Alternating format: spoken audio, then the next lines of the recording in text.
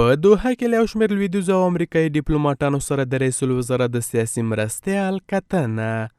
ارګ په خبرپاڼه کې ویلي چې مولوي عبدالکبیر په دې کتنه کې پر افغانستان د شته بانکي محدودیتونو پر لرې کولو په ټینګار سره ویل نړیواله ټولنه د فشار د اعمال پر ځای د اسلامي امارت سره همکاري وکړي.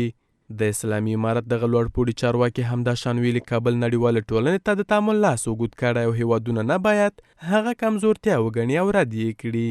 د ریاست الوزرا سیاسي مرستیال محترم مولوي عبدالکبیر صاحب پرون ناوخته په دوحه کې د افغانستان لپاره د اروپایي او ځینو نورو هیوادونو له استازو او ډیپلوماتانو سره وکتل.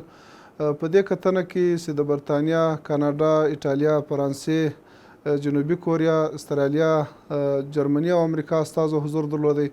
د افغانستان او اړوندو هیوادونو د دوه اړخیزو اړیکو پر پیاوړتیا، بشري همکاریو او امنیت په تړاو خبرې اترې وسوې.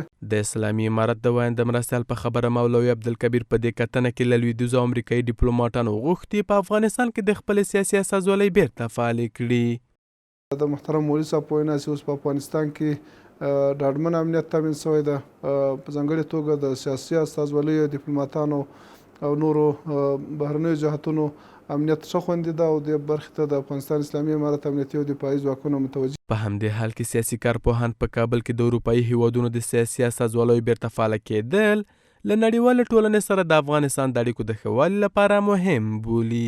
سفارتخانه ها و نمایندگی های رسمی کشورهای بیرونی که امروزه در ارتباط با افغانستان در قطر فعالیت دارند، بازگشت آنان به افغانستان برای تأمین روابط افغانستان با سایر کشورها و گسترش مناسبات رسمی کشور با جامعه جهانی از اهمیت فوق‌العاده برخوردار است. این سفارتخانه به افغانستان انتقال پیدا بکنند. در این صورت نه تنها که گسترش روابط افغانستان با سایر دنیا گسترش می‌یابد، بلکه می‌تواند در قسمت تثبیت جایگاه مناسب و مقام عالی افغانستان در سطح بین‌المللی نقش مهمی داشته باشد که امیدوار هستم این کار در عمل صورت بگیرد. تر دې مخکې د واکپال حکومت چارواکو هم تل ټینګار کړی چې اسلامي امارت د متقابل درناوي او ملي ګټو ساتنې پر بنسټ له ټولو هیوادونو سره د ښو اړیکو غوښتونکی دی.